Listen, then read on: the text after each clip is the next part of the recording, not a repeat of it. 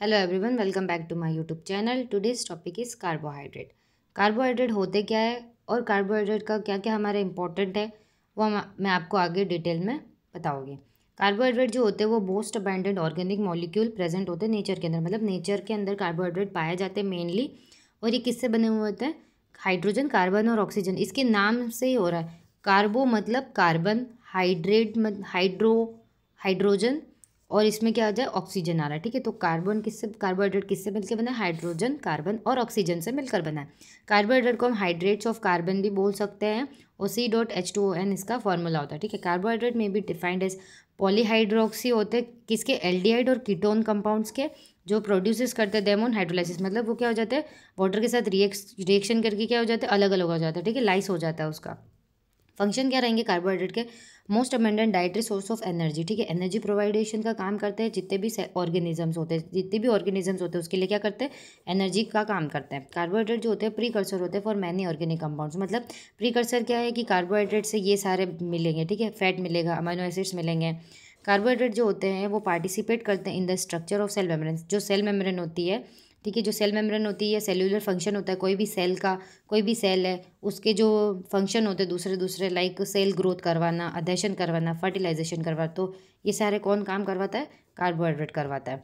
They are structural components of many organism. Structure बनाते हैं बहुत सारे ऑर्गेनिजम्स के, लाइक इंसेक्ट हो गया, इंसेक्ट में उसकी सेल वॉल बनाना माइक्रो ऑर्गेनिजम्स की। ठीक है, तो ये कार्बोहाइड्रेट जो होता है उसमें भी हेल्पफुल होता है। Carbohydrate also serve as storage form of energy. मतलब जब भी हमारी बॉडी को एनर्जी की नीड होती है तो वहाँ पर क्या हो जाता है, कार्बोहाइड्रेट जो तो इमीडिएटली वहाँ पर चला जाता है for the energy demands.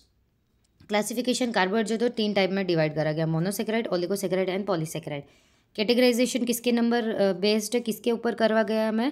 Categorisation sugar unit, मतलब कितनी शुगर किसके अंदर प्रेजेंट है।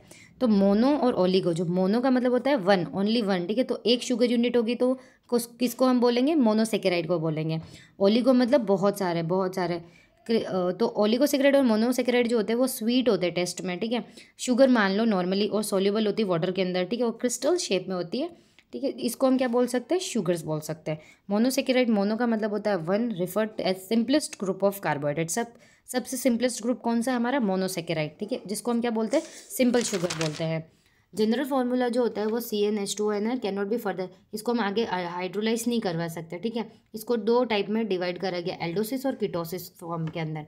एल्डोसिस जहाँ पर फंक्शनल ग्रुप, हमारा फंक्शनल ग्रुप मोनोसेकेराइड में क्या हो? एल्डिहाइड हो, हम उसको क्या बोलेंगे? एल्डोसिस बोलेंगे। ग्लिसरल्डिहाइड हो गया, ग्लूकोज हो गया। कीटोसिस जो होता है जब फंक्शनल ग्रुप जो होगा कीटोन में कीटो ग्रुप हो, हम उसको क्या बोलेंगे? कीटोसिस बोलेंगे। अब आगे इसको और फर्दर डिवाइड करें, ट्रायोसिस जिसमें 3 कार्बन है, टेट्रोसिस जिसमें 4 कार्बन है, पेंटोसिस में 5, हेक्सोसिस में 6 और हेप्टोसिस में 7।